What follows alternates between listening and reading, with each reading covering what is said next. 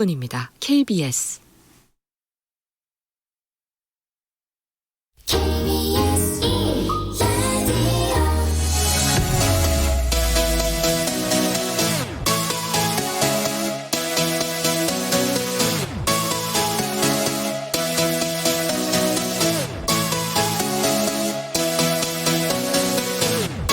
KBS 열린 토론.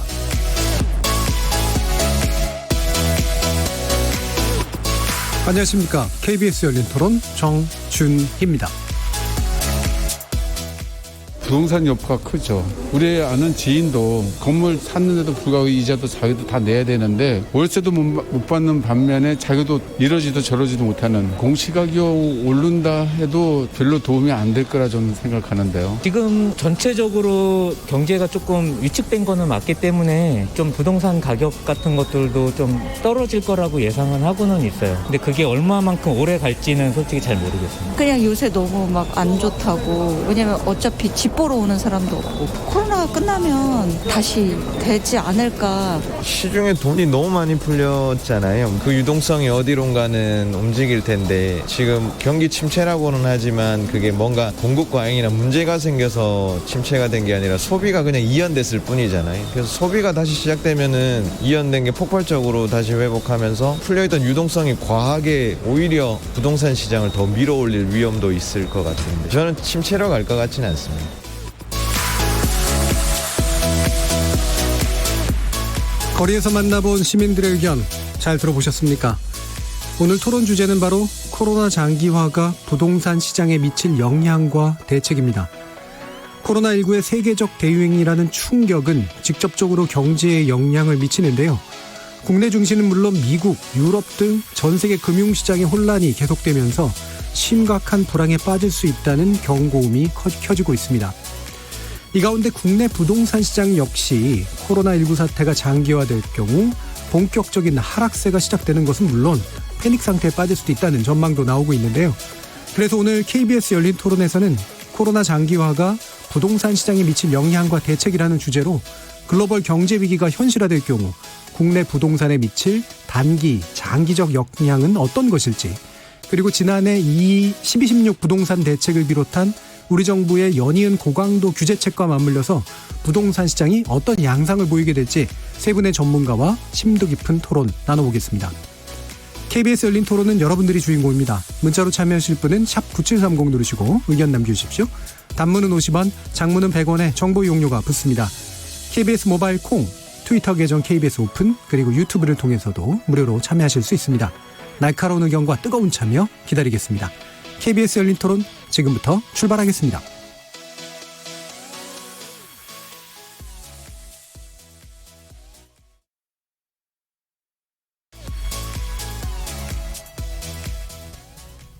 자, 그럼 오늘 함께 하실 분들 소개하겠습니다. KB국민은행 박원갑 수석전문위원 나오셨습니다. 네, 안녕하십니까. 자, 그리고 한국도시연구소 최은영 소장 나오셨습니다. 네, 안녕하세요. 부동산 전문 애널리스트시죠. 미래에셋대우의 이광수 연구위원 함께 하셨습니다. 네, 안녕하십니까. 자, 이렇게 세 분과 부동산 시장에 관련된 이야기 나눠볼 텐데요. 이 변수는 여러 가지가 있기 때문에 일단은 금융시장의 문제와 이제 부동산 시장의 문제를 함께 이제 묶어서 살펴보는 이제 그런 시간이 될 것 같습니다. 일단 이제 전 세계 금융시장도 그렇고요.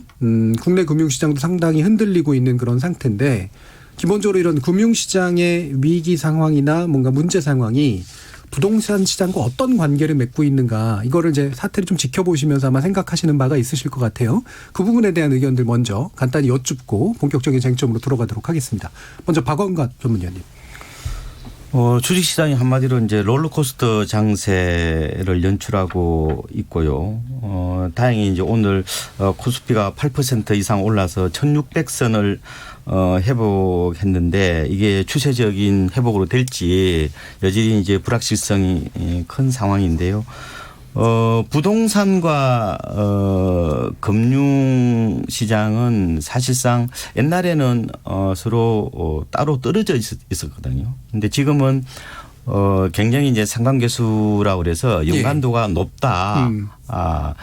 최근에 그 연구조사를 보니까 10년 동안에 전국 아파트 전국 주택 가격하고 예. 코스피하고 상관 계수가 0.87이었어요. 플러스 0.87인 거죠. 그렇죠. 그런데 보통 상관 계수가 0에서 1까지가 있는데 거의 상당히 높은 0.7이면 9에 가깝잖아요. 그렇죠. 그러니까 굉장히 이 밀접한 연관을 갖고 있다. 특히 서울 아파트들의 그래프를 그리 보면은 코스피랑 거의 비슷하게 움직이는 그런 모양새가 있는데요. 이게 예. 이제 아무래도 이제 이 집이라는 게 어떤 거주 공간을 벗어나서 어떤 자산적 가치 하나의 투자 상품화 되다 보니까 이 금융시장하고 거의 뭐 같이 움직이는 예. 이른바 동조화 현상이 이제 나타나는 모습들이 최근에 두드러진 특징이라는 거예요. 그래서 이제 그 금융시장이 불안해지니까 아무래도 이제 그 집을 가진 사람이나 아니면은 뭐 집을 살 사람이나 모두 이제 굉장히 관망하면서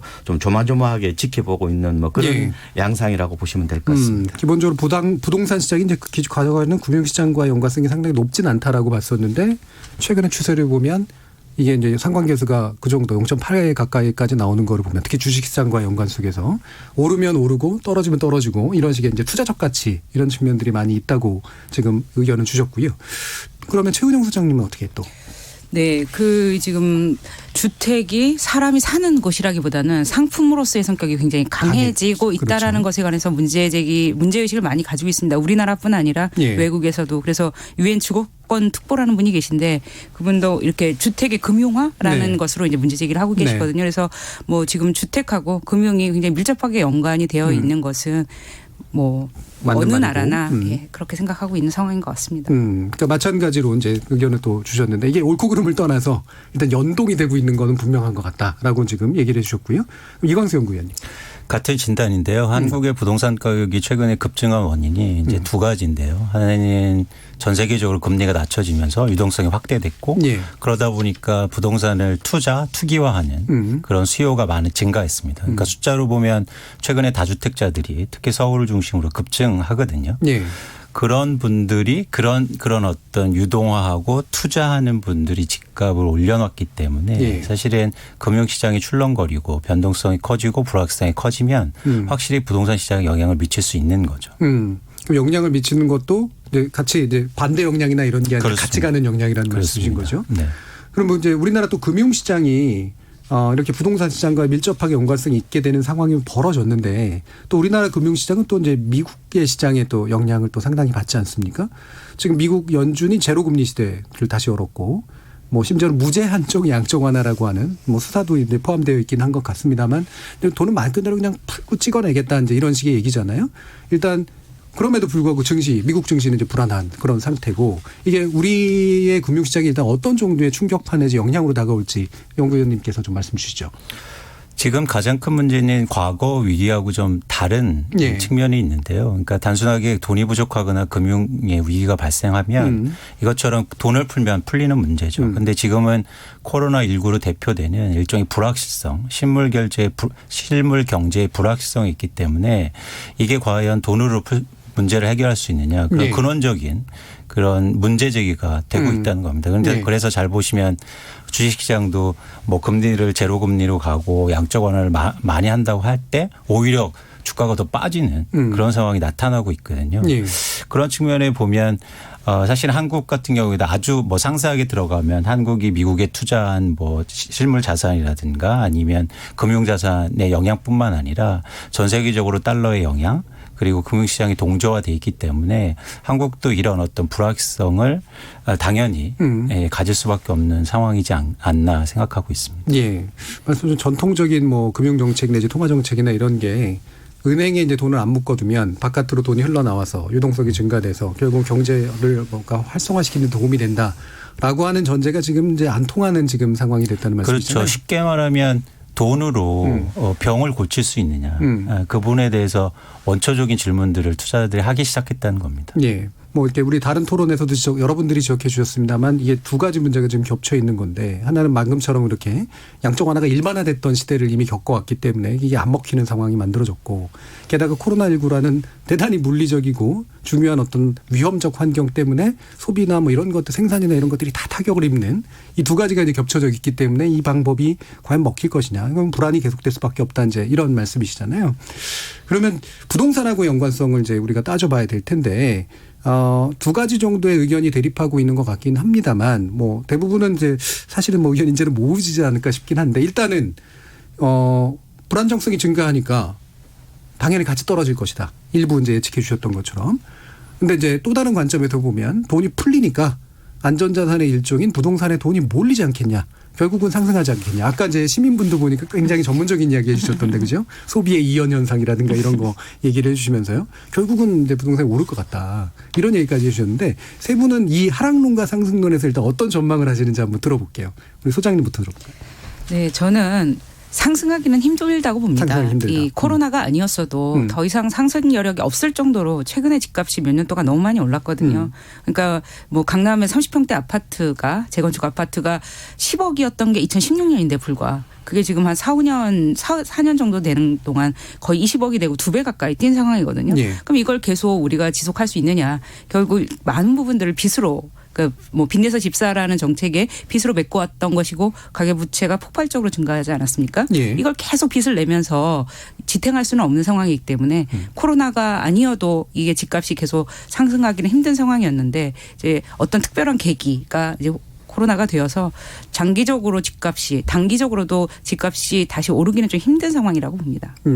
그러면 뭐 이제 나머지 분들도 얘기 들어봐야겠지만 지난번에 이제 우리 소장님 말씀 주실 때 이제 제가 기억을 이제 더듬어 보면 어쨌든 고강도 규제책은 더 필요하다라고 이제 말씀을 하셨었잖아요. 네. 그러면 이미 상승 여력은 없는 상태다라고 하면 그 당시 고강도 규제책이 필요하다라고 하는 이유는 뭐였을까요? 굉장히 무서운데 옛날 얘기를 꺼내시니까 갑자기 예. 네, 그 고강도 잘못된 사인은 언제나 줄 수 있어요. 예. 작년에 10월달에 이제 분양가 상한제 얘기가 나오면서 정보 상정이 상당히 좀 미적미적되는 상황을 보였거든요. 예. 그러면서 시장에서 오판하는 거죠. 정부가 주택 가격을 그렇게 억제할 의지가 별로 없나 보다라는 잘못된 사인을 주면서 작년 10월 이후에 또 주택 가격이 18억에서 또 20억으로 오르고 이런 상황이 되었거든요. 그래서 그 정부가 고삐를 놓아서는 이게 지금 뭐 잘 아시다시피 유동자본이 상당히 많은 상태고 앞으로도 계속 오를 거다라는 전망을 모든 사람이 하게 되면 이 투기가 투기를 낳고 이런 상황을 막을 수가 없죠. 그래서 정부는 확실한 의지를 보이고 고강도 대책을 써야 하는 게 맞다고 객관적으로는 여력이 없고 그다음에 거품이 낄 가능성이 높은데 정부가 잘못된 시그널을 주면 투기적 수요가 이제 몰릴 수 있다. 그래서 문제가 더 복잡해질 수 있다. 이런 말씀이었던 거네요. 자, 그러면 우리 박원갑 그 위원님께서는 어떻게 상승론과 하락론에서 보고 계신가요? 시장을 내다볼 때요. 이런 정서적 소망과 이성적 예측을 구분을 해야 돼요. 너무 당이론적으로 시장을 봐버리면은 이 어떻게 보면 욕망으로 가득 찬 어떤 시장의 어떤 본성이나 뭐 어떤 이런 체질을 제대로 이해하지 못할 수가 있어요. 그러니까 구호로 외칠 수가 있는데 저는 이번 그 금리 부분에 대해서는 금리 인하 부분에 대해서는 단기적으로는 오히려 악재라고 봅니다. 예, 부동산 시장에. 그렇죠. 그러니까 장기적으로 이제 불안한 어떤 그런 측면이 있다고 보는데요. 왜냐하면은 경제 주체들이 이 금리 인하를 무엇으로 받아들이냐면은 이게 오죽하면은 금리를 낮출까라고 생각한다는 거예요. 대체적으로 이제 금리 인하는 시장 참여자들에게 집을 사라는 신호예요. 그렇죠. 뭐 대출 이자가 싸니까 집 사라. 그래서 금리 인하로 대체적으로 그동안에 그 과열이 나타났던 거예요. 그래서 옛날에 그 미국의 로버트 실러 교수 같은 경우는 이 금리 인하를 부동산 버블을 부풀리는 헬륨가스를 집어넣는다는 그런 표현을 해요. 풍선에 이렇게 헬륨가스가 있지 않습니까? 그런데 지금은 이 금리 하락에 따른 민감도가 떨어지는 거예요. 그러니까 집을 사려면은 어떻게 보면은 미래의 소득이나 일자리가 안정적이어야 되는데 금리를 낮출 정도로 내 어떤 소득과 일자리가 불안해진다는 쪽으로 이걸 받아들여요. 그러다 보니까 이게 단기적으로는 오히려 수요를 좀 위축시킬 가능성이 더 있다고 보고요. 그런데 문제는 이게 장기적으로 이게 돈이 많이 풀리는 거기 때문에 그 돈이 어디로 갈 거냐 하는 부분들은 이 고민거리 중에 하나예요. 그래서 저는 단기적으로는 어떻게 보면 시장이 오히려 침체를 가속할 가능성이 있고 장기적으로는 굉장히 어떻게 보면은 거대한 유동성이 떠다니는 거기 때문에 주택 시장이 여전히 불안한 어떤 그런 측면이 있다 이렇게 분석을 해보고 있습니다. 그러니까 금리 인하라고 하는 게 경제가 안 좋아진다는 신호로 받아들이니까 단기적으로는 당연히 부동산으로도 이제 돈이 안 가는 현상이 되지만 한번 풀린 게 나중에 경제가 좀 좋아지거나 뭐 상황이 바뀌면 확 하고 이제 쏠리는 그런 것들이 나타날 수 있기 때문에 불안 정책이 증가한다라고 일단 단기 장기를 나눠주셨네요. 그럼 이광수 연구위원. 비슷한 흐름인데요. 일단 저희가 미래를 예측하기는 되게 힘듭니다. 사실 코로나19가 이렇게 나오지만 갑자기 치료제가 나와서 좋아질 수도 있거든요. 그런데 갑자기 금융을 엄청나게 완화해줘서 돈이 풀려 있다면 그런 유동성 때문에 부동산 시장이 확 오를 수 있죠. 그런데 일단 그건 배제하고 일단 전망할 때 제가 이때 시장을 전망할 때 가장 기준은 뭐냐면 집값이 아까 소장님 말씀하신 것처럼 굉장히 빠르게 상승했다는 거예요. 지금까지. 근데 오른 이유를 좀 살펴보면요. 투기적 수요, 투자 수요가 굉장히 많이 증가했고 반면에 공급이 감소합니다. 공급 감소는 뭐냐면 사람들이 집을 갖고 있는 사람들이 시장의 매물을 감소시켜요. 그런데 향후로는 이 두 가지가 바뀔 상황이 가능성이 굉장히 컸거든요. 이유는 뭐냐면 대출 규제 때문에 투자 수요, 투자 수익률이 떨어지면서 수요가 감소하고 있었습니다. 그렇다면 집값이 하락 압력에 가하는 거죠. 그러면서 보유세가 증가하고 일종의 양도세 중과 완화라든가 이런 정책 때문에 매물이 증가하는 그런 상황이었거든요. 그런데 여기서 갑자기 코로나19가 나오니까 더 매수 심리 위축되고 갑자기 매물이 증가할 수 있는 상황이죠. 그런데 갑자기 또 이 코로나19가 뭐랄까요. 금방 또 소멸되고 이러면 시장에 돈은 많이 풀어놨는데 갑자기 또 투자 수요를 부추길 가능성이 있거든요. 그 예를 어디서 볼 수 있냐면 유럽에 잘 보시면 유럽의 경제위기가 계속되면서 금리를 계속 낮췄는데 부동산 담보대출을 굉장히 많이 해 줍니다. 그러면서 최근 3년간 유럽의 부동산 가격이 급등했거든요. 그러니까 경기가 안 좋아도 그런 상황이 한국에서 나타날 수 있는 거죠. 그래서 사실 저희가 미래를 예측하기 굉장히 힘들지만 사실 지금 아까 말씀드린 것처럼 그 유동성의 문제가 하나의 변수가 될 수 있다. 그러니까 하락은 굉장히 당연한 수순이었는데 그 유동성이 과연 어떻게 흐를 것인가가 좀 중요한 변수라고 보고 있습니다. 여러 가지 이제 경제 상황이나 규제 이후로 이제 매물들이 많이 나올 수 있었던 상황에서 갑자기 이제 코로나19 사태가 터지면서 이 부분이 적 뒤집혀버리는 그런 문제인데 이게 또 언제 해결될지 모르니까. 그렇죠. 오히려 오늘 뉴스에 보면 재미난 게 이제 부동산 규제 완화해라. 그러니까 그 바로 나오는 얘기죠. 그래서 대출 규제 완화해주고 뭐 이런 얘기들이 이미 나오고 있거든요. 그렇게 되면 사실 앞으로 이 정책이나 방향성에 따라서 또 집값이 완전히 틀려질 수도 있는 거죠. 바로 이 정책 문제, 규제 문제 이거 뒤에서 아마 좀 더 다뤄보게 되긴 할 텐데 이런 부분 하나만 좀 말씀을 드리고 싶어요. 그러니까 이 부동산 시장 과열의 그 원인이 뭐 불안 심리라는 게 크잖아요. 뭐 초조감이나 이런 건데 저는 이번에 이제 코로나19 여파가 잘 끝났으면 좋겠는데 이게 만약에 이제 장기화되면은 사람들이 금융 상품에 대해서 한번 트라우마를 좀 가지지 않을까. 뭐 주식이나 뭐 그렇죠. 그래서 한번 이게 펀드나. 이제 홍역을 앓는 그래서 이제 주식이나 금융 상품 을 하면 안 되겠구나 이런 걱정이랄까요 이런 것들이 이제 뭉쳐지면은 결국 또 부동산으로 다시 오지 않을까 하는 그런 생각이 들어서 왜냐하면은 지금 주위에 보면은 이게 뭐 토지보상금이나 여러 가지 또 이 정보가 쏟아지니까 사람들이 이제 인지적 구도세라고 그래가지고 생각하는 걸 귀찮아요. 그냥 아파트 하나 사놓자 이런 생각을 하는 사람들이 많아요. 그래서 이제 이런 현상에 대해서 그러니까 요번에 이제 유동성을 많이 이제 공급해 놨기 때문에 나중에 이게 이상한 대로 튀지 않을 수 있도록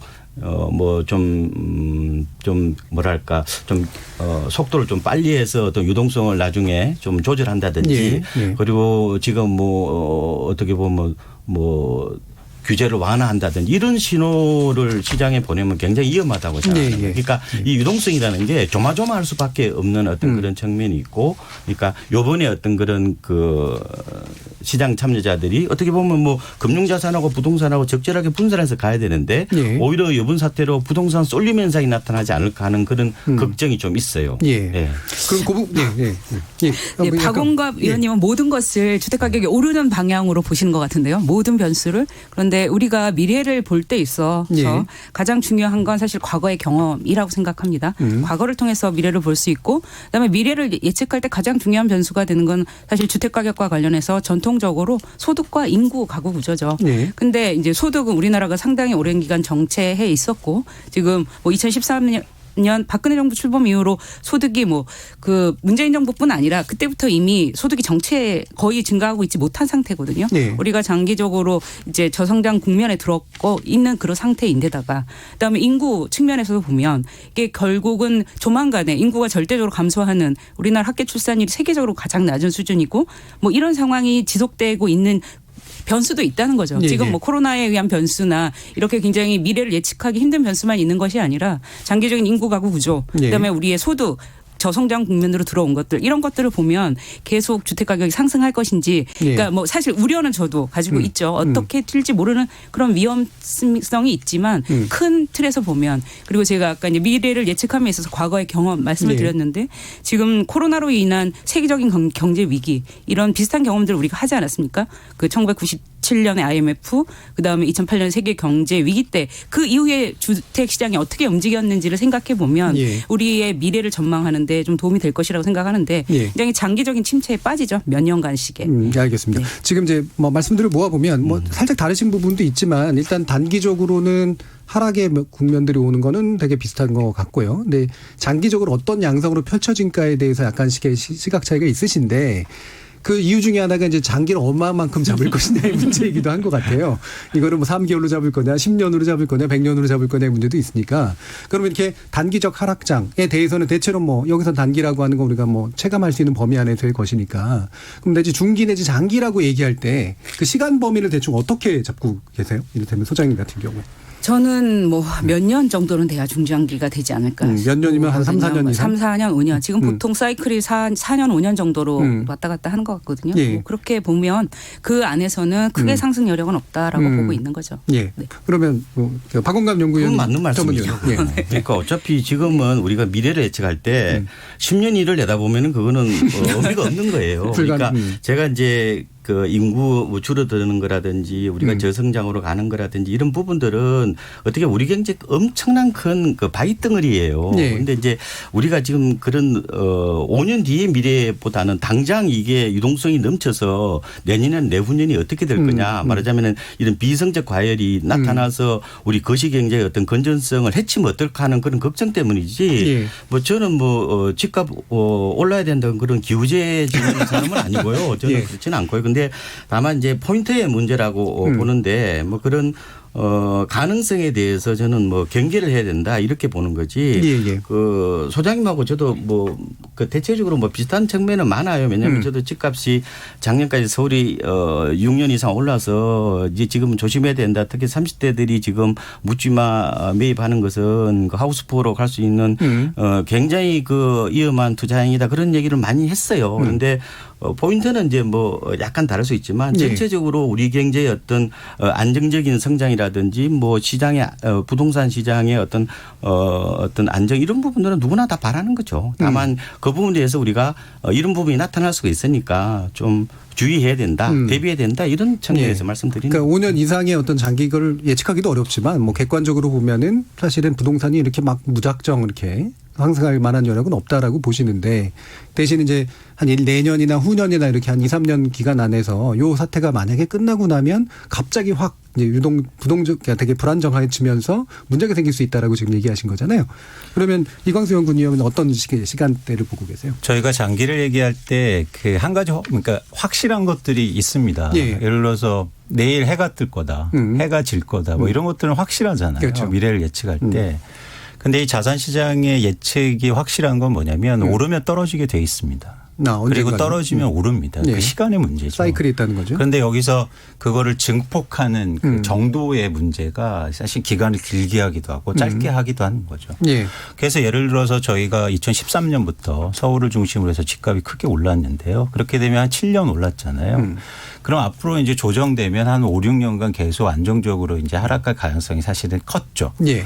그런데 이렇게 이제 거시경제라든가 여러 가지 이유 때문에 만약 여기서 폭등하게 되면 만약 그런 유동성이 하면 어떤 일이 벌어지냐면 훨씬 더 장기로 시장이 안 좋아질 거예요. 네. 그 대표적인 예가 일본에서 볼 수 있거든요. 일본에서 1990년대 어떤 일이 있었으니까 경기가 안 좋으니까 금리를 계속 낮춥니다. 그러니까 돈이 풀리니까 그게 전부 다 부동산 시장으로 가거든요. 그래서 부동산 시장이 폭등하니까 정부가 또 부랴부랴 금리를 올립니다.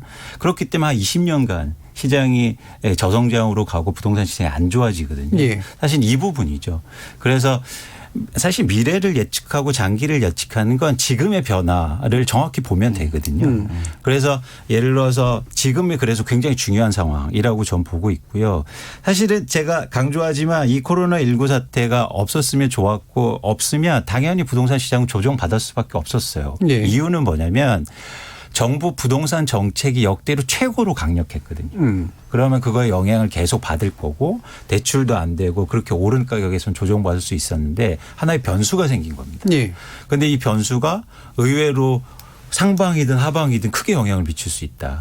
그래서 어쨌든 이 시장의 불확실성은 엄청나게 확대됐다. 그런데 오른다고 해서 좋은 게 아니다.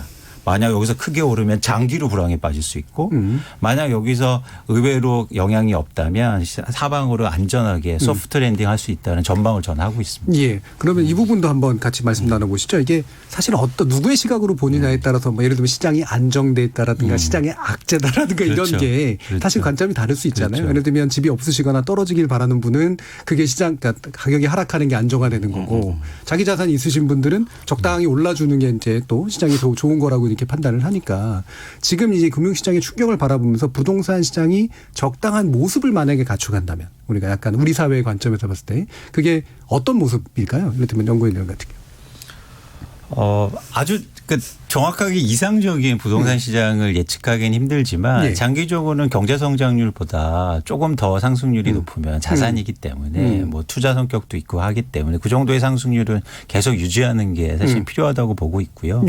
그런 측면에서는 최근에 부동산 가격이 과도하게 오른 측면이 있고 사실 그 내면을 좀 살펴보면 조금 문제로 될 만한 것들이 굉장히 많았습니다. 예를 들어서 뭐 담합이라든가 매물이 감소했다거나 정부의 정책들이 잘못된 신호들을 시장에 내놓으면서 과도하게 지금 안 사도 될 세대들이라든가 과도하게 빚을 내서 사는 사람들이 증가했다는 거죠.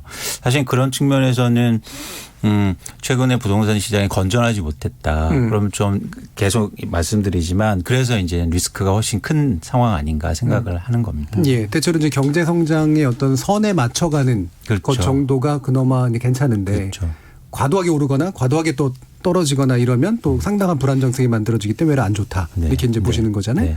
우리 소장님 같은 경우는 어느 정도를 기대하세요? 저도 비슷하게 생각을 하죠. 사실 급격하게 하락하거나 급격하게 상승하는 건 둘 다 안 좋은 거고 그 뭐 경제 성장률 정도의 집가격 상승률 혹은 이제 그게 이제 정상적일 땐 그런데 지금은 너무 과도하게 많이 올랐다는 거죠. 그러니까 10억짜리가 20억이 된 상황. 최근 몇 년 동안 너무나 폭등한 지역 일부 지역들 모든 지역이 그랬던 건 아닌데 근데 데이터를 좀 보니까 작년 실거래가를 보니까 서울만 그랬던 건 아니더라고요. 전국적으로 작년 2019년 상반기까지는 안 그랬는데 하반기에 너무 집값이 전국적으로 오르면서 굉장히 뭐 시장 양극화는 이런 얘기들을 했지만 결국 데이터를 가지고 봤을 때는 전국이 다 올랐거든요.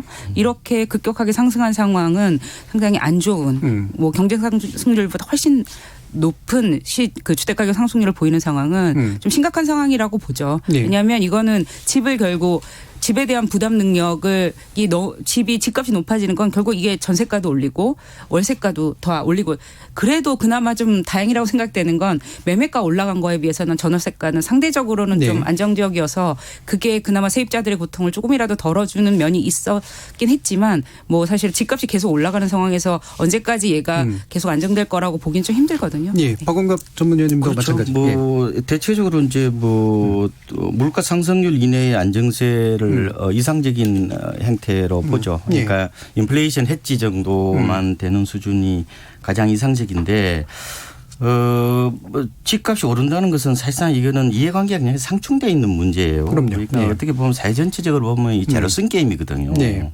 그래서 우리가 이제 시장을 바라볼 때 참 이게 무조건 세입자 입장에서 봐도 안 되고 또 그렇다고 너무 집 가진 사람 입장에서도 안 되는데 항상 두 경제 주체를 참 만족시키는 방법은 그러니까 한 물가 상승률이나 아까 말씀하신 우리 경제 성장률 이내에서 안정적인 우상향 구조가 되는 게 어떻게 보면 가장 이상적인 구조라고 보면 되죠. 예, 기본적으로 이제 경제 건전성하고 같이 가는 자산 네. 정도고 아마도 뭐 세입자라든가 이런 게 자산을 가지지 못한 분들에게는 정말 다른 정책을 써서 주거 안정화를 하는 그런 방식이 아마 믹스되는 게 아마 타당할 것으로 보이는데요.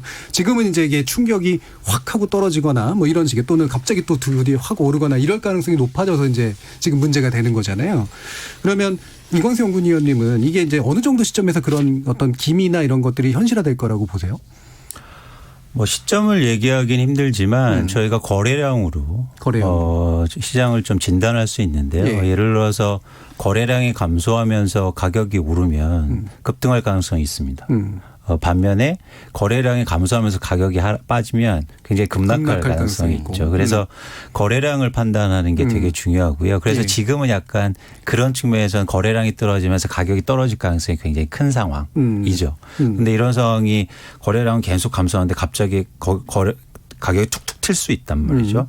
그러면 그게 다시 또 시장을 만들고 투자나 투기 수요를 부추겨서 그리고 매도 물량을 줄이면서 거래량을 더 감소하면 가격이 갑자기 급등할 수도 있는 겁니다. 예.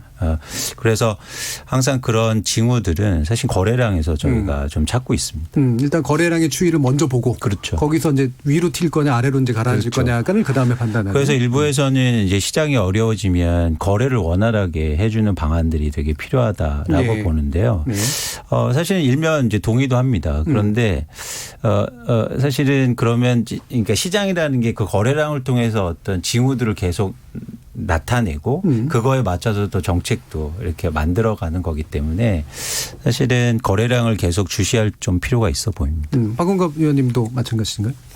지금 시장은 거래 절벽 상태에 놓여 있다. 금융시장 충격이 부동산 시장으로 1차 전이되는 어떤 그런 네. 과정이 아닌가 생각이 들어요. 그래서 이 국민이 좀 더 이어지면은 제 생각에는 아마 조금 가격이 하락할 가능성이 있는 것 같고요. 지금 서울 아파트 가격이 한국감정원 기준으로 보면은 0% 네. 상승했거든요. 네. 상승세가 이제 멈췄다는 건데 제 생각에는 아마 올해 전체 서울 아파트 가격이 약세로 통계로 잡힐 가능성이 저는 있을 거라고 보고 있습니다. 원래 작년에 전망할 때 대부분의 연구기관들이 올해 서울은 강보학으로 봤었거든요. 그런데 이 코로나19라는 변수, 충격 변수를 고려하지 않았는데 아마 그 변수를 좀 고려하면은 아마 서울 아파트 값은 이제 그 6년간 상승을 멈추고 이제 올해 좀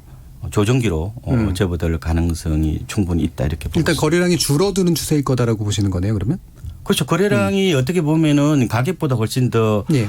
시장을 잘 보여주는 바로미터예요. 그래서 거래량이 줄어들었다는 것은 매수사들의 심리가 위축돼 있다는 걸 그대로 예. 보여주는 거거든요. 예. 그러니까 지금 뭐 집도 안 보이죠, 그죠? 볼 수도 네. 없고 여러 가지 그런 상황이어서 이제 과거의 어떤 그런 사례를 좀 유추해 보더라도 여러 가지 시나리오는 있습니다. 그런데 조금 조정이 좀 불가피해 보이는 거고 지금 이번에 어떤 코로나 위기가 과연 이제 외환위기는 너무 극단적인 케이스라는 얘기를 네. 하고 이제 글로벌 금융위기 얘기를 많이 꺼내잖아요. 네.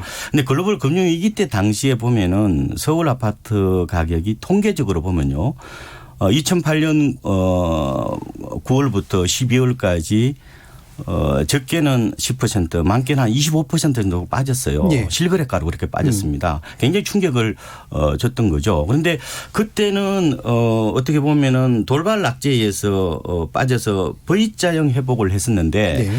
저는 요번에 아마 V자형 회복이 조금 힘들 수도 있겠다는 생각을 해요. 왜냐하면 아까 우리 연구원이 말씀하신 것처럼 이번에 어떤 위기가 단순히 금융위기가 아니라 실물 그 경제 위축까지 네. 겹친 복합위기 가능성을 많이 얘기를 하잖아요. 그렇다면은 이 아까 과잉 유동성에 따른 어떤 그런 시장의 폭발성을 항상 경계를 해야 되지만 실소유자 입장에서 봤을 때는 시장을 좀 더 보수적으로 봐야 되는 게 아닌가 이렇게 보고 있습니다. 예, 소장님. 예, 아까 사회자님께서 정리해 준 거에서 약간 좀 그 수정을 해야 될 의견은 저의 의견은 예. 그러니까 주택 가격이 물가 상승률만큼 올라야 한다고 생각하는 건 아니고요. 특히 왜냐하면 지금은 너무 많이 오른 상태이기 때문에 이게 뭐 여러 번 국민들도 많은 국민들이 바라시겠지만 더 떨어져야 되는 상황인 것이 정상이라고. 전체 추세로 보면 이제 떨어질 수 있겠죠. 예. 그렇게 생각을 하고 그다음에 그 이제 거래량 얘기들을 계속 하시는데 거래량에 관련해서도 작년에 2018년에 9.13 대책이 사실 또 굉장히 좀 강한 대책이어서 예. 그 2019년 초반에는 거래 절벽 얘기를 상당히 많이 했거든요. 언론들에서. 근데 실제로는 이제 2019년이 지나고 나서 보니까 거래 건수는 오히려 2019년에 2018년보다 증가했더라고요. 예. 그래서 이렇게 단기적으로 보는 거하고 한 1년이라고 텀을 두고 보는 거랑 또 다른 것이었고 그리고 뭐 가격 같은 것도 마찬가지였는데 작년에 2019년 상반기에는 가격이 좀 잡히는 것 같더니 전체 2019년 하반기에 너무 많이 잡혀서 그러니까 이제 계속 저희가 기간을 두고 얘기하는데 어떤 6개월이냐 1년이냐 뭐 이런 걸 두고 봤을 때 너무 달라진다는 거죠. 분석 결과가. 예. 좀 그 굉장히 불확실성이 크고 제가 좀 깜짝 놀랐어요. 작년 데이터를 보면서 2019년 상반기 것만 보면 좀 안정되는 것이라고 보여졌거든요. 전국적으로는. 서울은 일부 뛰었지만. 근데 다 지나고 보니까 2019년에도 너무 가격이 전국적으로 많이 뛰었더라고요. 예. 근데 언론들에서는 굉장히 뭐 서울하고 지방하고 굉장히 양극화된 시장 이렇게 얘기했지만 사실은 좀 실거래가 분석은 결과가 다르게 나와서 좀 이런 말씀을 드리는 건 굉장히 그러니까 단편적으로 나온 언론의 부동산 관련 기사들이 굉장히 위험하고 아주 뭐라고 해야 되나 부정확하다 이런 기사들이 많기 때문에 좀 주의하시고 각자가 조심스럽게 판단해야 되는 그런 상황이라고 생각합니다. 예. 이렇게 이제 많은 분들이 세 분께서 다 의견을 주셨듯이 이게 과잉한 이제 불안정성 때문에 생길 수 있는 모두의 문제 이런 것들을 어떻게 또 정부 대책이나 이런 거로 또 해결해야 될 것인가라는 부분도 이후에 2부를 통해서 또 말씀을 나눠볼 수 있을 것 같습니다. 자, 그러면 청취자들이 또 우리 1부 논의하는 동안 보내주신 의견들이 있을 텐데 한번 들어보도록 하겠습니다. 정희진 문자캐스터. 네, 코로나 장기화가 부동산 시장에 미칠 영향과 대책이란 주제로 청취자 여러분이 보내주신 문자 소개해드리겠습니다. 먼저 유튜브로 의견 주신 이창섭 청취자분. 코로나19가 당장 종식되기보단 감기처럼 지속될 것 같네요.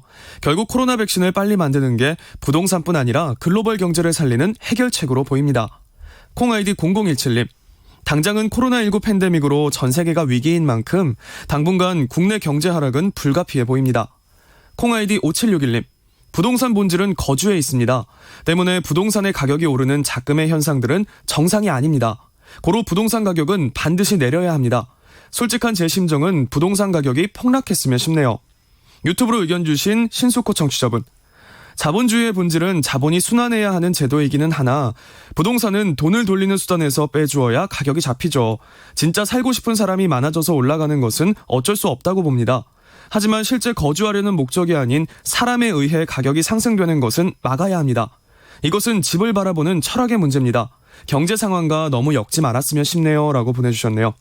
네, KBS 열린 토론. 이 시간은 영상으로도 생중계되고 있습니다. 유튜브에 들어가셔서 KBS 일라디오 또는 KBS 열린 토론을 검색하시면 지금 바로 토론하는 모습 영상으로 보실 수 있습니다. 지금 방송을 듣고 계신 청취자 모두가 시민 논객입니다. 계속해서 청취자 여러분들의 날카로운 시선과 의견 보내주세요. 지금까지 문자캐스터 정희진이었습니다.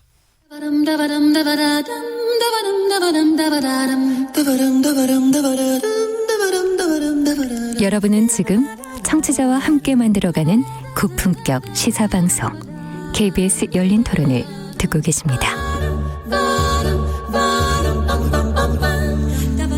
자, 후반부 토론 시작해 보겠습니다. 한국도시연구소의 최은영 소장, 미래에셋대우의 이광수 연구위원, 그리고 KB국민은행의 박원갑 수석전문위원, 이렇게 세 분과 함께 하고 있습니다. 자, 그러면 이제 우리 정부 대책에 관련된 논의로 들어가야 될 텐데요. 일단 먼저 떠오르는 게 이제 공시 가격 이슈입니다. 공시 가격이 이제 굉장히 높게 올랐다라고 하는 게 일반적인 지금 관측이잖아요. 최은영 소장님, 지금 상황 한번 얘기 좀 해주시죠.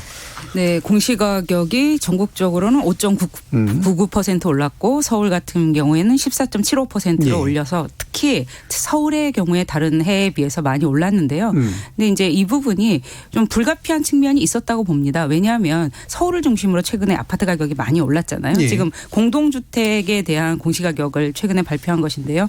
그렇기 때문에 상승폭만큼 그 정부가 올리는 게 필요했고, 그다음에 이게 지금 특히나 공시가격이 올라간 가격대가 9억 원 이상인 주택인데 이거는 한 4.8% 정도이고요. 나머지 95% 정도는 9억 원 미만이거든요. 예. 그래서 최근에 뭐 공시가격 상승률이 높았다고 말들 하지만 대부분의 것들은 영향을 받지 않았고 그 4.8%에 해당하는 9억 원 초과 그 아파트들의 공시가격이 좀 올랐는데 이게 어떤 문제를 우리가 가지고 있었냐면 가격이 높은 아파트일수록 그 실거래가 대비 공시가격이 낮은 예. 그런 문제가 있었거든요. 그러니까 뭐 이런 거죠. 강남의 비싼 아파트들은 실거래가 반영률이 60%인데 강북의 저렴한 아파트들은 실거래가 반영률이 80%이고 뭐 이런 상황을 정부가 그러니까 형평성 문제가 발생하는 예. 거잖아요. 예. 이것들을 완화하기 위해서 불가피한 조처였다고 예. 봅니다. 예, 이렇게 이제 공시가격이라고 하는 것을 이제 높였다라고 해서 정부는 표현하지 않고 현실화시켰다. 그래서 실거래가와의 격차를 줄였다. 이제 이런 식의 이제 얘기를 하잖아요. 근데 생각해 보면 예. 그게 왜 100%가 아니어야 하는지 공시가격이라는 것이 원래는 노무현 정부 때 이 원래 또 로드맵을 만들려고 했고 그 예. 로드맵에 의하면 언젠가는 공시가격은 실거래가랑 같게 하려고 했거든요. 이미. 예. 그런데 이게 이제 그 굉장히 오랫동안 지연됐던 거죠. 그래서 아마 이 부분들에 관해서 왜 공시가격하고 실거래가하고 달라야 하냐라는 의문을 가진 청취자분들도 많으실 거라고 생각합니다. 예, 뭐 제가 알기로는 뭐 이게 이제 토지 수용하는 과정에서 정부가 돈을 들려야 되는 문제도 있고 맞춰놔야 되니까. 그다음에 사실 실거래가를 정확하게 파악한다. 라고 하는 것도 사실은 좀 어려운 부분, 객관적으로 파악하는 게 이런 것도 있어서 겹쳐서 또 나섰던 문제인 것 같은데 일단은 이제 지금 실거래가 반영률이 서울 고가 아파트가 약 80% 정도 이제 수준에 왔다. 이건 충분히 현실화가 좀 됐다고 보세요? 아니면 낮다고 보세요? 아니면 별로 아직도 안 됐다. 약간 오해인데요. 일부 단지가 80%인 일부 거고요. 단지 평균적으로는 뭐 예. 72%입니다. 그러니까 일단은 가격이 오른 게 반영이 되고 있는 추세다라고 이제 소장님 말씀을 해주셨는데 이 정도 현실화율의 어떤 추세랄까요? 이 부분에 대한 평가도 한번 들어보죠. 이광수 연구위원님. 그 일단 실거래가의 반영률, 실거래가가 뭔지 이제 개념 규정이 좀 필요하지만 저는 80%가 이유가 좀 있다고 생각합니다. 예. 왜냐하면 단기에도 막 20%씩 빠지고 오르고 막 이러거든요. 그렇죠. 그래서 예. 만약에 빠지면 담세에 대한 뭐 이렇게 조세 불저항이라든지 뭐 이런 문제가 생기니까 뭐 이 정도 80%는 적절하다고 전 생각하는데 일종의 완충이다. 그렇습니다. 그리고 또 하나는 뭐냐면 사실 공시지가를 현실화시키는 그 근저에 있는 보유세를 올려서 예. 결국에는 한국의 아파트를 투자 대상으로 보는 투자 수익률을 낮추겠다라는 그런 목적이 있거든요. 그런 측면에서는 글쎄요, 이게 현실화율을 한 80% 정도를 유지하고 어쨌든 이 현실화율을 계속적으로 상승시키고 그리고 실거래가 맞추는 노력들은 예. 당위론적으로 좀 필요한 게 아닌가라는 생각을 하고 있습니다. 예, 그래서 뭐 이제 전에 토론에 나오신 분들은 현실화는 최대한 시키고 객관적으로 만들고 그 다음에 세율을 조정하는 방식으로 해서 정책을 짜는 게 맞지 않냐. 근데 공시지가 단계에서 뭔가를 하려고 하면 문제가 있잖아요. 이런 얘기도 하시더라고요. 근데 제가 이게 아이디어를 제가 한번 생각해 봤는데요. 저는 이런 어떤 과세 표준을 결정할 때 매입 가격으로 했으면 좋겠어요. 매입가. 네. 그래서 예를 들어서 비싸게 주고 사는 사람들은 그 가격에 맞춰서 나중에 떨어지든 뭐든 보유세 낼 만한 능력이 되니까 나 사는 거다. 대신 여기서 이제 보유세 폭탄이라든가 이런 문제가 물론 일부가 있지만 그 네. 문제가 계속 제기되는 게 나 오랫동안 30년 동안 살았어. 이 집 팔 생각도 없어. 예. 근데 갑자기 공시지가만 오르면서 나 세금 뭐 그게 100만 원이든 200만 원이든 어쨌든 많이 내게 생겼어. 이런 문제가 생기는 거잖아요. 네. 그렇다고 해서 그 집을 팔고 올랐으니까 팔고 다른 데 싼 데 가세요. 사실 이럴 수는 없는 거죠. 네. 그래서 그런 측면에서는 저는 오히려 조금 매입 가격으로 사실 오르든 내리든 그렇죠. 매입가로 매입 가격으로 그 과세 표준을 결정해서 그래서 보유세를 결정하면 어떨까라는 생각을 개인적으로는 하고 있습니다. 근데 우리나라에 지금 아마 평당 1억가를 열었다고 하는 일컬어지는 아파트 30억 매매가가 넘는 아파트의 올해 공시가격이 25억이더라고요. 그 아파트의 보유세가 지금 1,700만 원이거든요. 그런데 그 종합부동산세는 연령이 높으시고 혹은 오래 보유하면 깎아주는 게 있기 때문에 그런 분들이 내는 보유세는 1,100만 원이에요. 그럼 이런 상태를 이 집을 팔고 다른 데 이사 가야 되냐 보유세 때문에 이 정도라고 생각할 수 있는지. 그러니까 아까 그럴 수는 없는 거 아니냐 이렇게 말씀하셨지만 30억 자산을 가진 분이 연 1,000만 원 때문에 이걸 팔고 이사 가야 되는 상황에 몰린다고 생각하진 않거든요. 그래서 이게 이제 부동산세 폭탄론이라고 하는 거는 매우 좀 허구적이다 이렇게 생각됩니다. 그러니까 우리나라에서 가장 비싼 아파트예요, 얘가. 그러니까 저는 폭탄론을 그런 거를 논쟁하는 게 아니고요. 이거의 정책 목적이 결국엔 투자 수익률을 낮추는 게 있기 때문에 그러면은 사는 가격으로 하면 그 수요가 확 줄 거잖아요. 그래서 저는 예를 들어서 투자 목적으로 사는 좀 취득세를 막 10% 매기는 겁니다. 그럼 투자 수익률이 확 떨어지니까. 그래서 정책 목적에 맞춰서 좀 정책을 좀 생각할 필요가 있지 않느냐. 이제 그 말씀을 드리는 거죠. 그럼 또 혹시 이제 너무 묶이는 현상이 또 나타나지 않을까요? 시장에 나오지 않고. 그게 예를 들면 내가 이제 매입가 기준으로 이제 보유세를 내면 사실은 보유세를 약간 높여나가는 이유도 사실은 그걸 시장에 좀 자꾸 내서 이제 거래를 좀 늘리려고 하는 것도 있잖아요. 보유세를 만약에 감당 못하면 내라. 사실은 이런 얘기니까. 근데 이제 감당 가능한 수준을 만들어주기 위한 게 정책 목표가 되면 외로 그냥 묶여버려서 그 매물이 바깥으로 안 나오는 그런 현상이 또 만들어지지 않을까 하는 거죠. 그런데 최근에 계속 종부세 올리고 공시지가 오른다고 해도 시장에 매물이 안 나오잖아요. 매물이 안 나오는 이유는 보유세 때문이 아니라 저는 가격 상승 기대감이 크기 때문입니다. 그런데 가격 상승 기대감을 만드는 가장 중요한 주체는 투자나 투기 수요거든요. 투자나 수익 수요를 확 낮춰주면 됩니다. 그러면 내가 내 집을 살 사람이 없다면 사실 보유세를 아무리 낮게 내도 시장에 매물은 나올 수밖에 없어요. 그래서 저는 이 문제는 조금 저희가 고민해 볼 필요가 있다.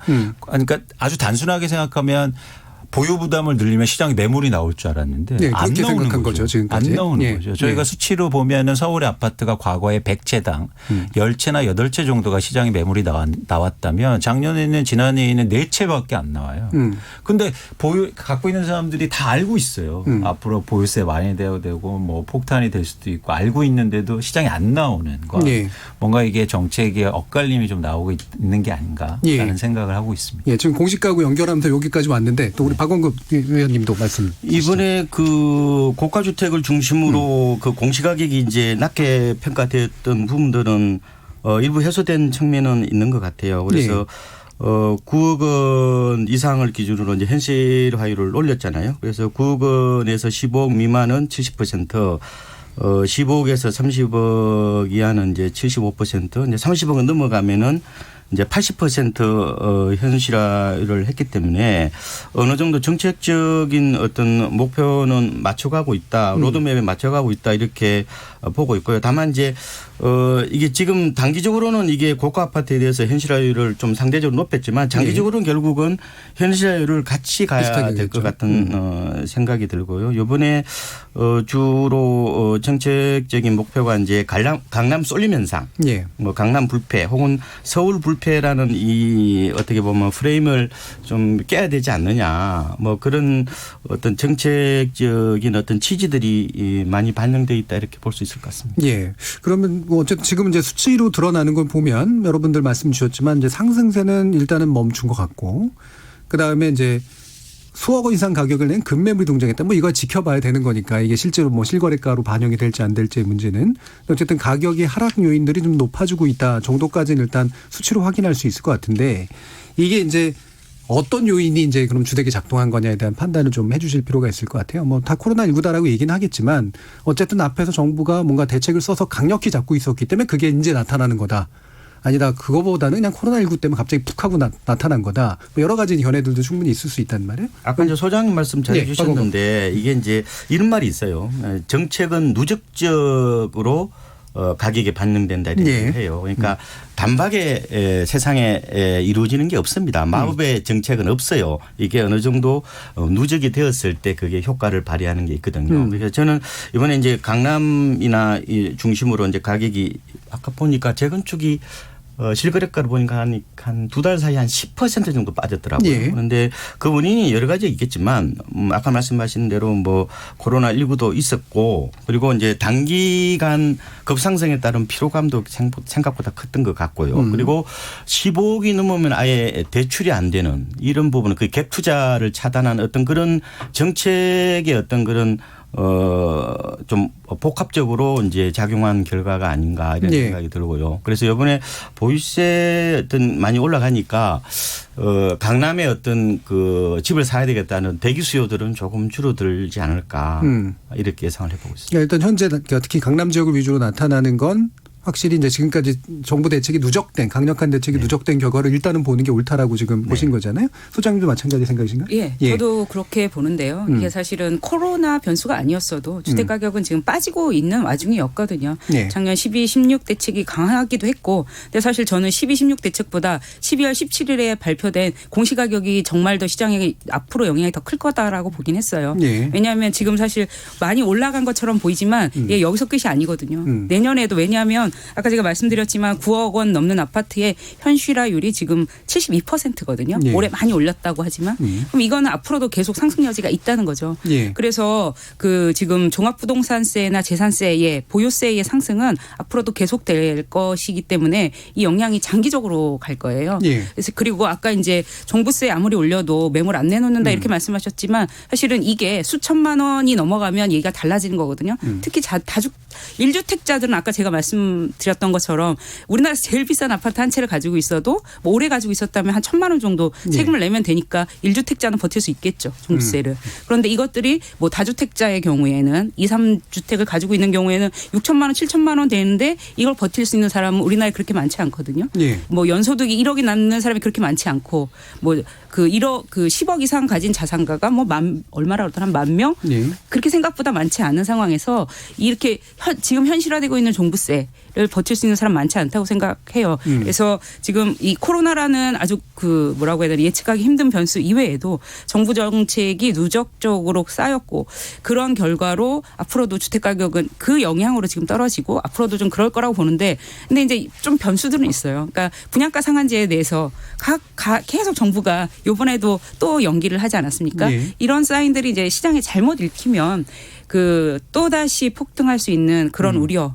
그러니까 전반적으로 하향하겠지만 정부가 그리고 워낙 이제 저는 좀 언론도 정말 문제라고 생각하는데 언론이 계속 지속적으로 미래가 어쨌거나 오른다 이런 그런 암시를 계속 주잖아요. 예. 모든 많은 언론들에서. 그러면서 아까 말씀하셨지만 정말 중요한 거는 무엇보다도 미래의 주택가격이 어떻게 될 것인가에 관해서 그 의사결정을 하는데 제일 중요하다고 생각하거든요. 예. 집을 팔 것인지 가지고 있을 것인지. 그런데 그런 면에서 우리나라 언론들은 너무나 앞으로는 어쨌거나 장기적으로 괜찮다 이런 얘기를 좀 무책임하게 하는 것 같거든요. 예. 그렇지 않은 우려도 상당히 큰데 그런 면에서 좀 그 주택가격이 최근 몇 년 동안 우리의 소득이 그 뒷받침할 수 없는 만큼 너무 올랐고요. 그러니까 20억이라는 돈이 우리가 평생 월급쟁이가 모을 수 있는 돈이 아니잖아요. 예. 집값이 이렇게 됐다라는 점에서 그 정부 정책의 영향이 지금 집값이 하락에는 저는 코로나보다 더 큰 변수라고 봅니다. 이광수 연구위원.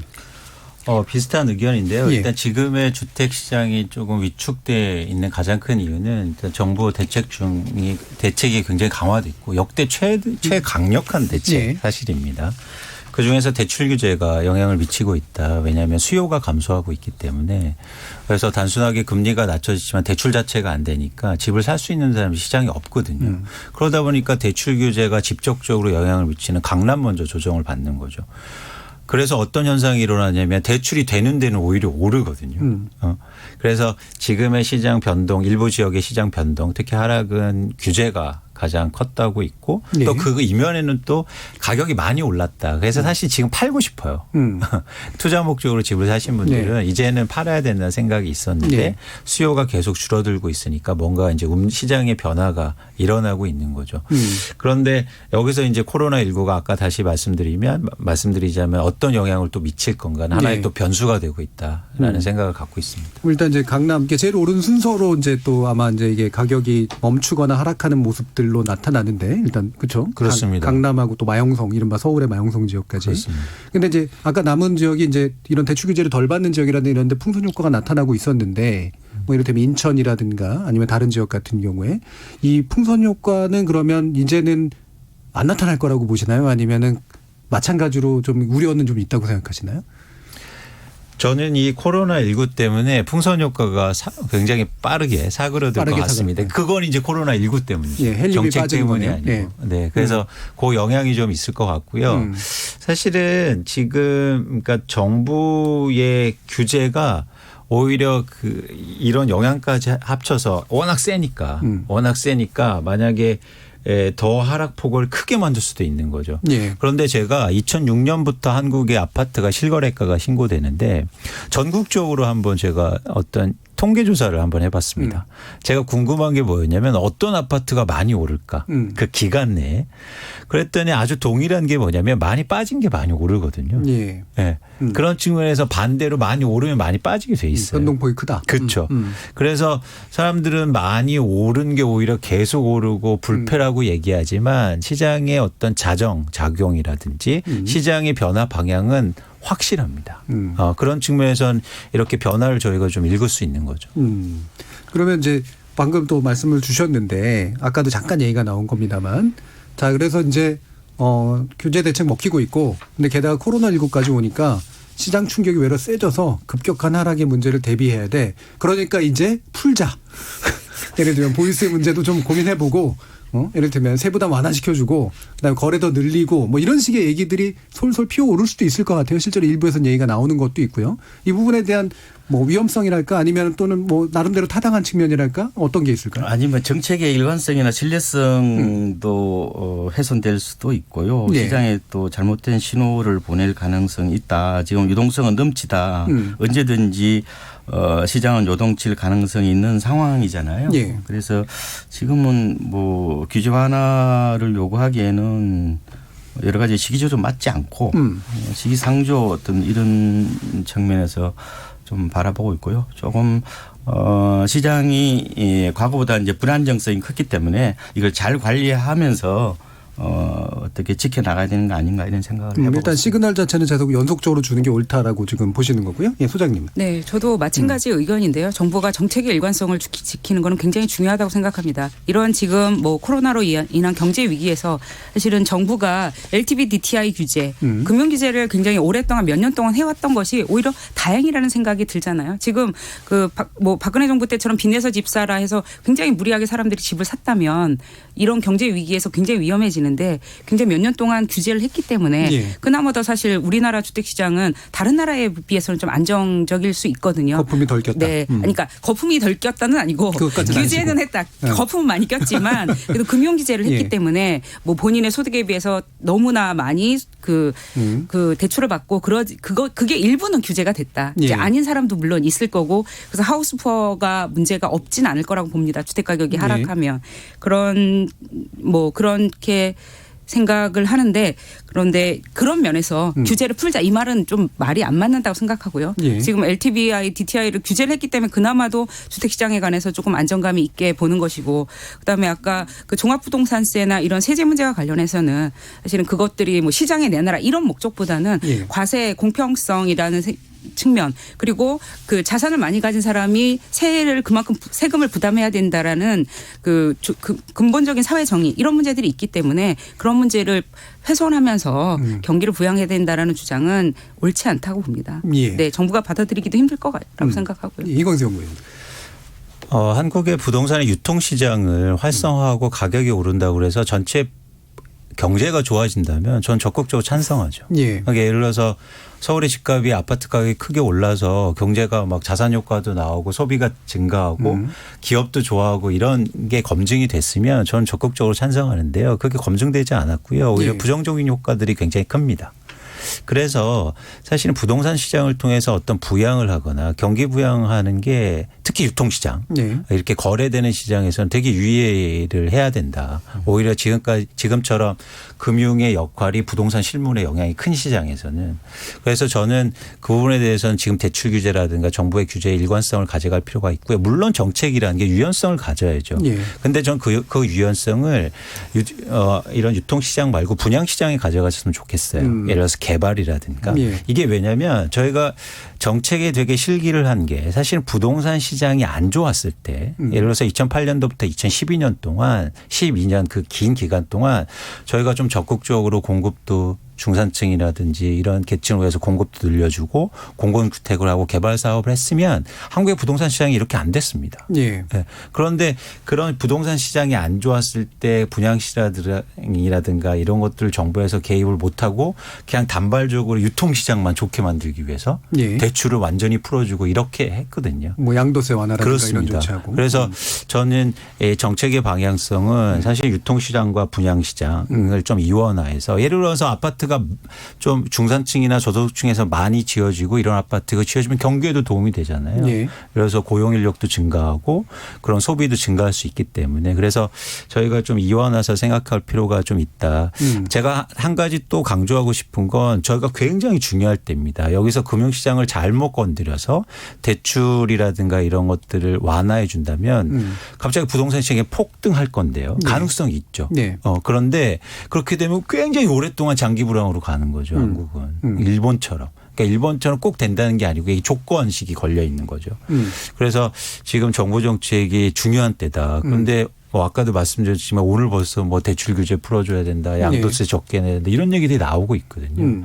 그래서 굉장히 유의할 필요가 있다라는 생각을 해봅니다. 네, 일정한 유연성은 필요한데 이런 유통 측면에서의 뭔가 또는 세금이나 이런 것들에 대한 완화 조치나 이런 거는 확실히 부정적인 측면들이 그렇습니다. 크다는 그게 말씀이죠.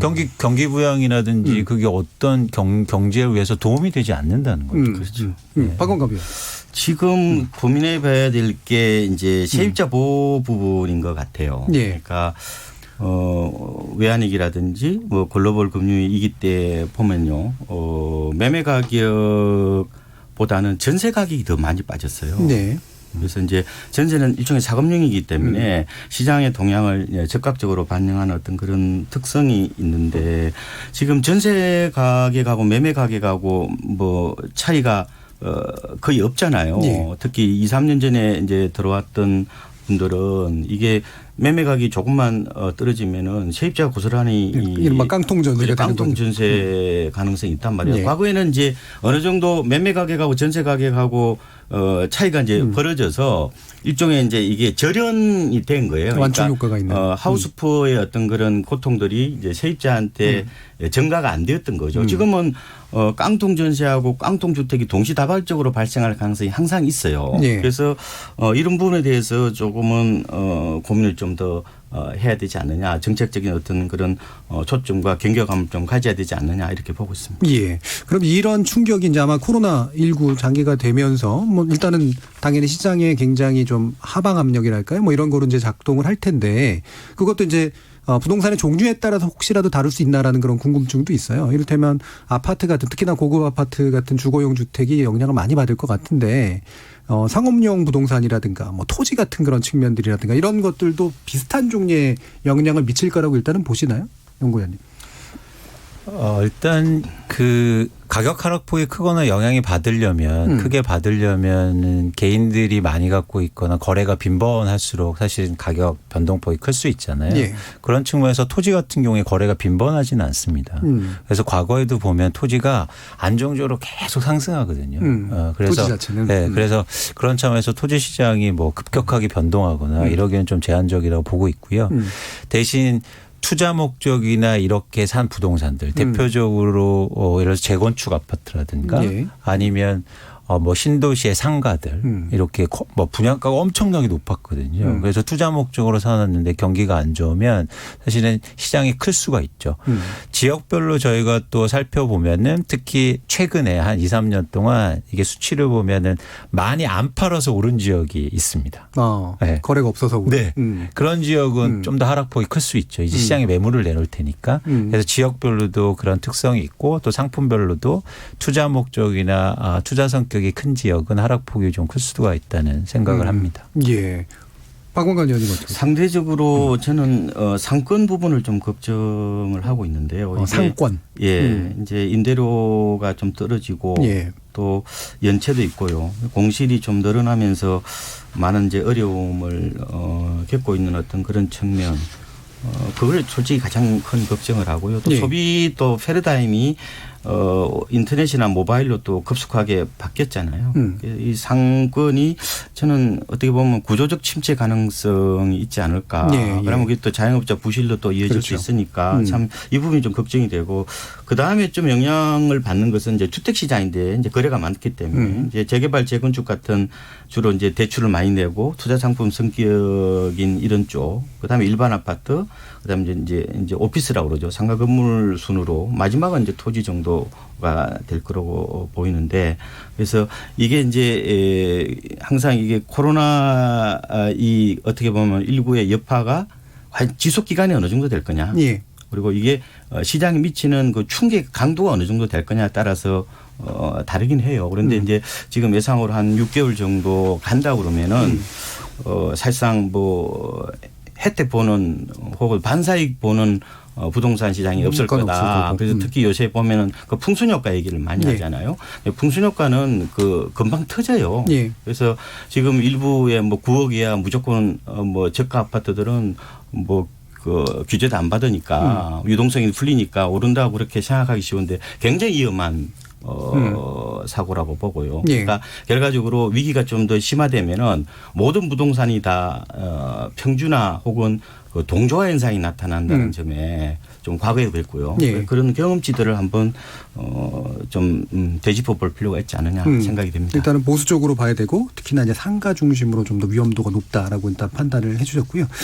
소장님 의견도 듣고 싶은데 지금 이제 마지막 발언 할 시간이 다 돼 가지고요. 그러면 1분씩 아까 이제 이런 얘기 해 주셨잖아요. 정책은 지금은 일단 일관되게 가는 게 좋다. 그러나 이제 상황에 따라서 이제 적정한 유연성을 발휘해야 되는데 그게 우리 경제에 안 좋은 영향을 미치지 않도록 하는 그런 방식의 어떤 문제가 아닐까 싶거든요. 그런 면에서 우리 정책 당국이 좀 신경을 써야 될 부분이 어디 있는지에 대해서 의견을 좀 들어보겠습니다. 최은영 소장님. 예. 투기 수요를 억제하고 실수요자를 보호한다라는 원칙을 문재인 정부 출범 이후에 주거 정책으로 펴왔거든요. 근데 그 원칙은 지금 어떤 위기 상황이 와도 그 정부가 끝날 때까지 유지하겠다라고 약속을 했고 그것들이 지켜져야 뭐 변함없이 우리 그 어떤 위기가 와도 큰 문제 없이 그걸 그 헤쳐나갈 수 있으리라고 생각합니다. 그러니까 정부의 정책 일관성이 매우 중요한 시점이라고 생각하고요. 굉장히 많이 이제 흔들릴 여지가 있는데 그렇지 않은 게 중요하고 아까 이제 박 의원님 말씀해 주신 것처럼 세입자 대책에 대해서 굉장히 많이 고민해야 되는 시점인 것 같습니다. 주택가격 상승 이후에 항상 따라오는 게 그 전월세 가격 상승이었거든요. 그래서 박근혜 정부 때도 제일 문제가 됐던 건 사실 뭐 미친 전세가라는 그런 것이었어요. 그래서 그러면 지금 이렇게 장기적으로 주택 가격이 상승했는데 전월세 가격이 상승을 상대적으로는 낮게 상승했지만 그럴 우려가 있기 때문에 세입자 대책에 대해서 그래서 굉장히 오랫동안 논의되었던 게 계약갱신 청구권과 전월세 인상률 상한제 같은 것들에 관해서 적극적으로 논의할 때라고 생각합니다. 알겠습니다. 박원갑 의원. 지금 세상이 이제 포노사피엔스 얘기를 많이 하잖아요. 이제 스마트폰이 신체의 일부가 되는 그런 사회. 그래서 정보 전달 속도가 거의 정광석화처럼 빨리 움직입니다. 그래서 이번에도 보면은 이제 수요자 뭐 투자자들이 거의 몰려다니잖아요. 마치 엄청나게 이렇게 게릴라식으로 몰려다니면서 서로 정보 공유하면서 변동성을 키우잖아요. 그러니까 이제 근데 우리가 혹시 정책이 옛날 마인드가 아닐까? 과연 이 흐름을 따라갈 수 있을까 하는 그런 부분이 있어요. 근데 물론 뭐 정책이 시장을 앞서가기는 굉장히 어려워요. 그러니까 뭐 집값도 오르지 않는데 또 규제책을 내놓을 수는 없잖아요. 그죠? 그래서 선제적으로 하기는 굉장히 어려운 일이지만 일어나는 현상과 그 대책 간의 어떤 시차를 좀 많이 줄이자. 그래야 우리가 어떤 시장의 변동성 을 최소화할 수 있지 않느냐 이런 생각을 해보고 있습니다. 정책의 어떤 툴도 이제 바뀌어야 된다. 포노사피엔스 시대에 맞춰서 좀 발빠르게 기민함이 좀 필요하다 이런 생각을 해보고 있습니다. 이광수 연구위원. 저는 사실은 지금 계속 강조하지만 정책이 굉장히 중요한 상황이어서 정부의 역할이 필요하다고 보고 있고요. 이제 두 가지를 봐야 되는데 하나는 원칙이 있겠죠.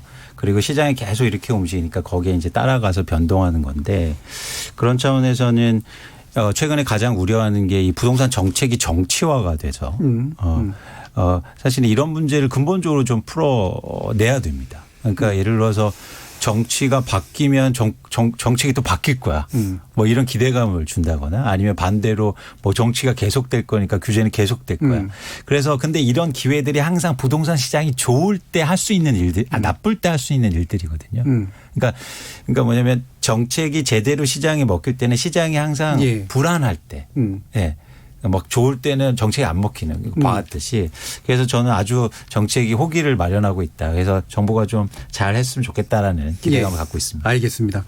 이렇게 코로나 장기화가 부동산 시장에 미칠 영향과 대책에 대해서 같이 논의해 주신 이광수 위원님, 박원갑 위원님 그리고 최은영 소장님 세 분 모두 감사합니다. 수고 많으셨습니다. 네, 고맙습니다. 감사합니다. 저는 내일 저녁 7시 20분에 다시 찾아뵙겠습니다. 지금까지 KBS 열린 토론 정준이었습니다.